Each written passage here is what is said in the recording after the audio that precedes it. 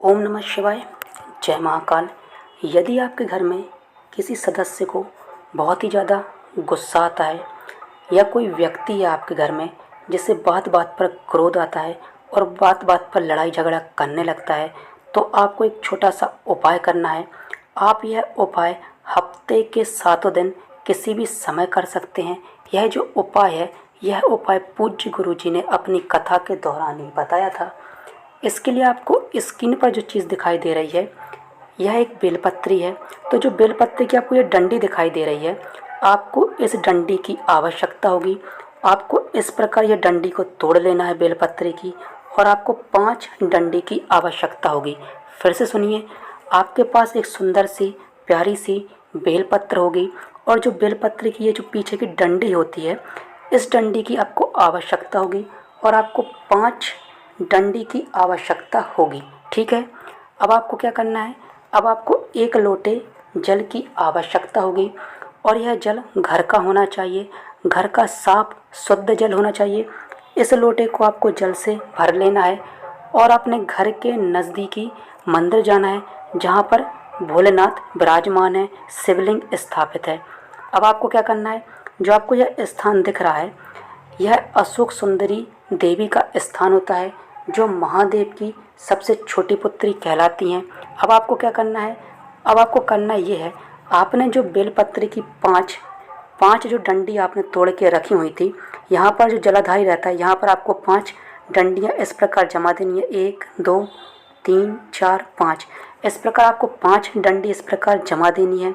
जब आप यह डंडी यहाँ पर आप जलाधारी के स्थान पर रखेंगे, तो आपको हटकेश्वर महादेव का नाम लेते हुए इन 5 बेलपत्री की डंडी को आपको रखना है।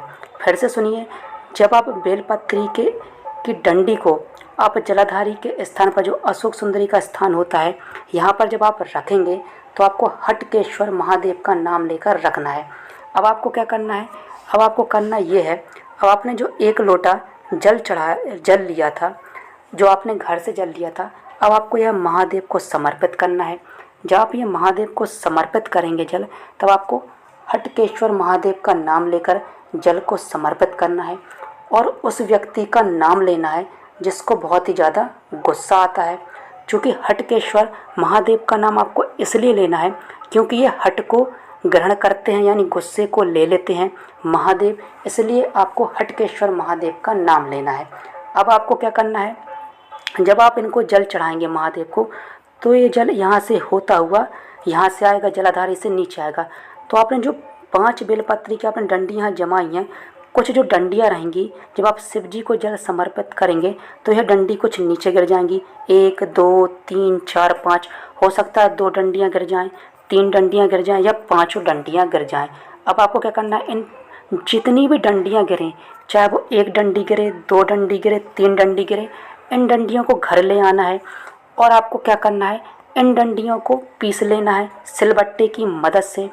और जिस व्यक्ति को बहुत ही ज़्यादा गुस्सा आता है, आपको हटकेश्वर महादेव का नाम लेते हुए उस व्यक्ति को खाने के साथ आपको दे देना है, या फिर पानी के साथ उसको पिला देना है। और आप देखेंगे कुछ दिनों के अंदर उस व्यक्ति का गुस्सा पूरे तरीके से ख़त्म हो जाएगा, और जो यह व्यक्ति बार बार लड़ाई झगड़ा या गुस्सा करता है, उस व्यक्ति का गुस्सा और लड़ाई झगड़ा करना ख़त्म हो जाएगा।